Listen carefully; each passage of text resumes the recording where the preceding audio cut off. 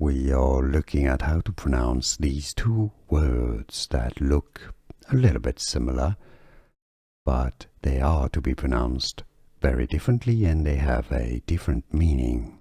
So the top word is the animal, the sea mammal, giant animal.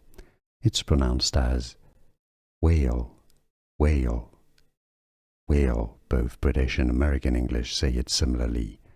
The bottom word are those round rubber things that you put on cars and motorcycles and bikes. Wheel. So here you have a E sound, not an A sound.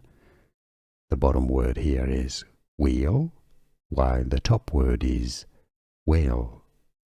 Whale, the animal, versus a wheel of a car. Did you get this? Let me know in the comments. More videos for you here to learn more correct pronunciations. I'll see you there. Thanks for watching.